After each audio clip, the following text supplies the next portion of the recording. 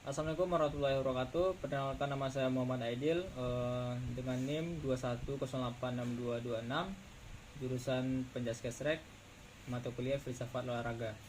Nah, pada kesempatan kali ini saya akan membacakan rangkuman materi filsafat.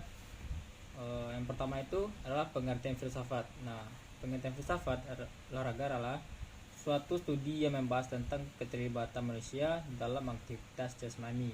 Nah, yang kedua adalah sejarah perkembangan filsafat.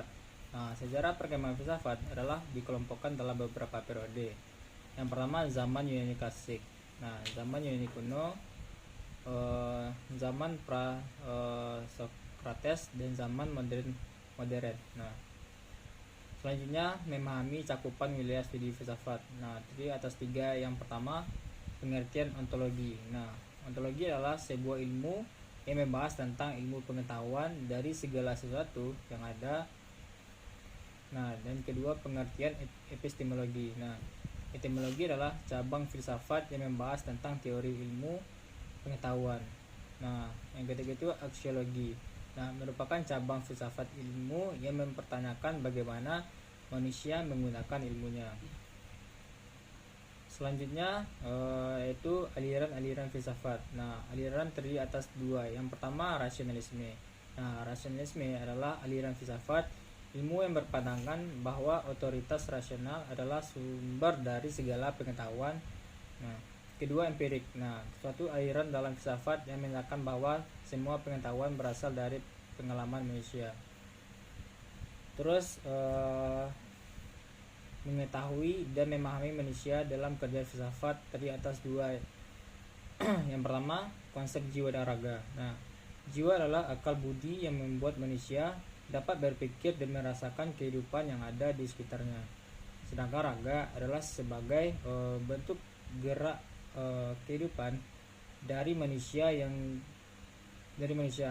kedua, konsep tubuh manusia. Konsep tubuh manusia merupakan struktur fisik organisme manusia.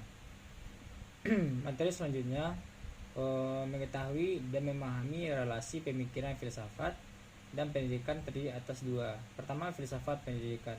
Nah, pendidikan adalah suatu pandangan dalam proses pendidikan yang memanfaatkan aktivitas fisik untuk menghasilkan perubahan individu.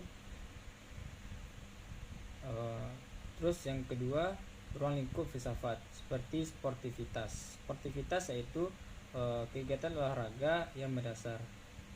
Kedua, kecurangan. Ketiga, meningkatkan kinerja. Nah, keempat, olahraga yang mengerikan dan membahayakan.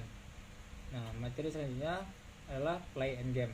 Nah, play adalah suatu gerakan aktivitas yang dilakukan secara sukarela, sedangkan game adalah yang berasal dari Inggris yang memiliki arti permainan. Dalam hal ini menunjukkan pada pengertian kelincahan intelektual.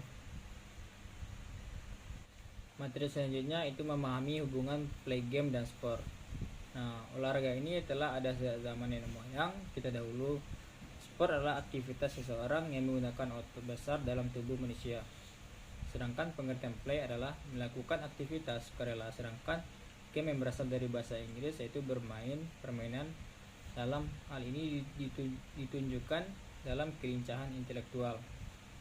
Materi selanjutnya yaitu mengetahui dan memahami dualisme. Nah, dalam olahraga terdiri atas dua. Ayat pertama, pengertian. Dualisme adalah filsafat yang menyatakan ada dua hakikat, yaitu hakikat materi dan hakikat rohani. Kedua, pengertian dualisme dalam olahraga yaitu dikenal sebagai mekanisme umum dan untuk menyelesaikan permasalahan yang sengketa yang melibatkan para atlet. Materi selanjutnya, aspek etika dalam olahraga.